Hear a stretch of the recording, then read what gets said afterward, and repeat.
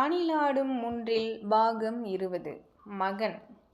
அன்புள்ள மகனுக்கு அப்பா எழுதுவது. இது நான் உனக்கு எழுதும் முதல் கடிதம். இதை படித்து புரிந்து கொள்ளும் வயதில் நீ இல்லை. மொழியின் விரல் பிடித்து நடக்க பழகிக் கொண்டிருக்கிறாய். உன் மொழியில் உனக்கு எழுத நான் கடவுளின் மொழியை அல்லவா கற்க வேண்டும்? வங்காள திரைப்பட இயக்குனர் சத்யஜித் ரே சிறு வயதில் தன் ஒவ்வொரு பிறந்த நாளின் போதும் தாயுடன் சென்று மகாகவி தாகூரை அவர் நடத்தி வந்த சாந்தி நிகேதனில் சந்தித்து ஆசி பெறுவார். ஒரு முறை அப்படி வாழ்த்து பெற சந்திக்கையில் தாகூர் அவரிடம் ஒரு கவிதையை எழுதி கொடுத்தார். அந்த கவிதை: நான் உலகத்தின் பல நாடுகளுக்கு சென்று வந்திருக்கிறேன். இந்த உலகில் உள்ள மாபெரும் நதிகள், பறவைகள், அருவிகள் எல்லாவற்றிலும் என் பாதம் பட்டிருக்கிறது. ஆனால் என் மகனே, என் வீட்டுத் தோட்டத்தில் உள்ள புல்லின் நுனியில் உறங்கும் பனித்துளியை மட்டும் பார்க்க தவறிவிட்டேன். கவிதையை கொடுத்துவிட்டு சத்யஜித் ரேவிடம் தாகூர் சொன்னார், இந்த கவிதை என்ன சொல்ல வருகிறது என்பது இப்போது இந்த சிறு வயதில் உனக்கு புரியாது. வளர்ந்த பின் எடுத்து படித்துப்பார், புரிந்தாலும் புரியலாம். வருடங்களுக்கு பிறகு அந்த கவிதையை மீண்டும் படித்த சத்யஜித் ரே அதன் அக தரிசனத்தை உணர்ந்து பதேர் பாஞ்சாலி என்ற படத்தை எடுத்தார். என் அன்பு மகனே, உனக்கும் இதையே தான் சொல்கிறேன். பின் நாட்களில் இந்த கடிதத்தை மீண்டும் எடுத்து படித்துப்பார். உன் தகப்பன் உனக்கு சேர்த்த ஆகப்பெரிய சொத்து இதுதான் என உணர்வாய். என் பிரியத்துக்குரிய பூக்குட்டியே, உன் மெத்தென்ற பூம்பாதம் என் மார்பில் உதைக்க மருத்துவமனையில் நீ பிறந்ததும் உன்னை அள்ளி என் கையில் கொடுத்தார்கள்.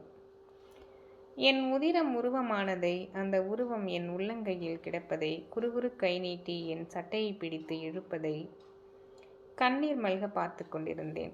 உலகிலேயே மிகப்பெரிய இன்பம் எது? தாய்மடியா? காதலியின் முத்தமா? மனைவியின் நெருக்கமா? கொட்டி கிடக்கும் செல்வமா? எதுவுமே இல்லை. தம் மக்கள் மெய் தீண்டல் உயிருக்கின்பம் என்கிறார் வள்ளுவர். நீ என் மெய் தீண்டினாய். மெய்யாகவே நான் தூள் தூளாக உடைந்து போனேன். உன் பொக்கை வாய் புன்னகையில் நீ என்னை அள்ளி அள்ளி எடுத்து மீண்டும் மீண்டும் ஒட்ட வைத்து கொண்டிருந்தாய்.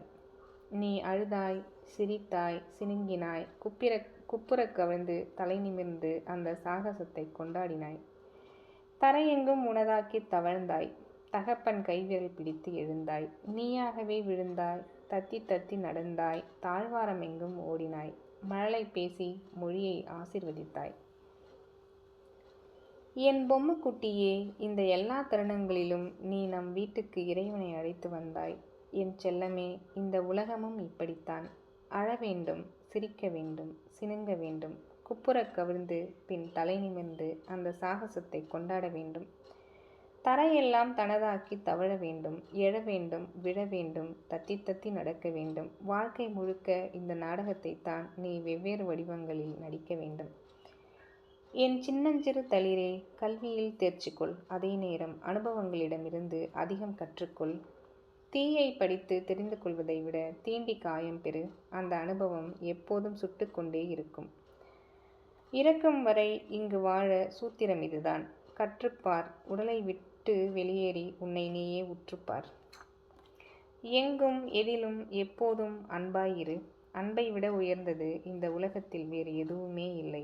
உன் பேரன்பால் இந்த பிரபஞ்சத்தை நினைத்து கொண்டே இரு. உன் தாத்தா ஆகாய விமானத்தை அண்ணாந்து பார்த்தார். அவரது 57வது வயதில்தான் அது அவருக்கு சாத்தியமானது.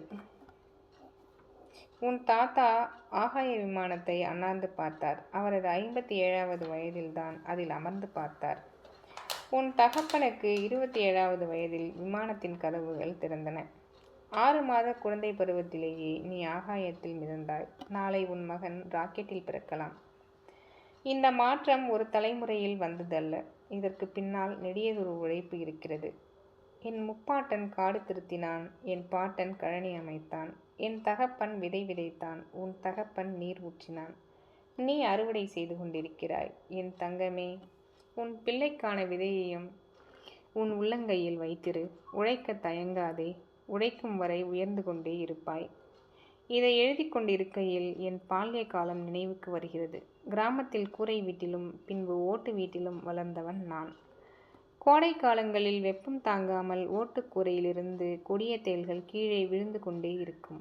அதற்கு பயந்து என் தகப்பன் என் அருகே அமர்ந்து இரவு முழுவதும் பனை ஓலை விசிறியால் விசிறிக்கொண்டே இருப்பார். இன்று அந்த விசிறியும் இல்லை, கைகளும் இல்லை. மாநகரத்தில் வாழும் நீ வாழ்க்கை முழுக்க கோடை காலங்களையும் வெவ்வேறு வடிவங்களில் கொடிய தேள்களையும் சந்திக்க வேண்டியிருக்கும். எத்தனை காலம்தான் உன் தகப்பன் உன் அருகில் அமர்ந்து விசிறிக்கொண்டிருப்பான்? உனக்கான காற்றை நீயே உருவாக்க பழகு. வயதின் பேராற்றங்கரை உன்னையும் வாலிபத்தில் நிறுத்தும். சிறகு முளைத்த தேவதைகள் உன் கனவுகளை ஆசீர்வதிப்பார்கள். பெண் உடல் புதிராகும், உன்னுடல் உனக்கே எதிராகும். என் தகப்பன் என்னிடம் இருந்து ஒளித்து வைத்த இரகசியங்கள் அடங்கிய பெட்டியின் சாவியை நான் தேட முற்பட்டதைப் போல் நீயும் தேடத் தொடங்குவாய். பத்திரமாகவும் பக்குவமாகவும் இருக்க வேண்டிய பருவம் அது. உனக்கு தெரியாதது இல்லை, பார்த்து நடந்து கொள். நிறைய பயணப்படு. பயணங்களின் ஜன்னல்களே முதுகுக்கு பின்னாலும் 2 கண்களை திறந்து வைக்கின்றன. புத்தகங்களை நேசி. ஒரு புத்தகத்தை தொடுகிற போது நீ ஓர் அனுபவத்தை தொடுவாய். உன் பாட்டனும் தகப்பனும் புத்தகங்களின் காட்டில் தொலைந்தவர்கள். உன் உதிரத்திலும் அந்த காகித நதி ஓடிக்கொண்டே இருக்கட்டும்.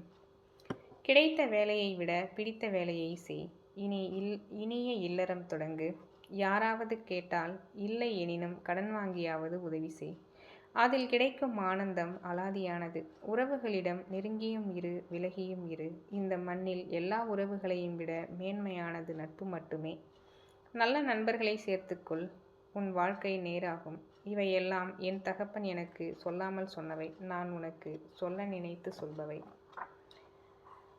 என் சந்தோஷமே, நீ பிறந்த பிறகுதான் என் தகப்பனின் அன்பையும் அருமையையும் நான் அடிக்கடி உணர்கிறேன். நாளை உனக்கொரு மகன் பிறக்கையில் என் அன்பையும் அருமையையும் நீ உணர்வாய். என் சந்தோஷமே, நீ பிறந்த பிறகுதான் என் தகப்பனின் அன்பையும் அருமையையும் நான் அடிக்கடி உணர்கிறேன். நாளை உனக்கொரு மகன் பிறக்கையில் என் அன்பையும் அருமையையும் நீ உணர்வாய்.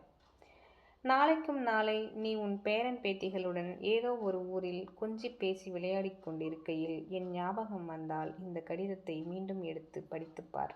உன் கண்களிலிருந்து உதிரும் கண்ணீர் துளியில் வாழ்ந்து கொண்டிருப்பேன் நான். இப்படிக்கு உன் அன்பு அப்பா.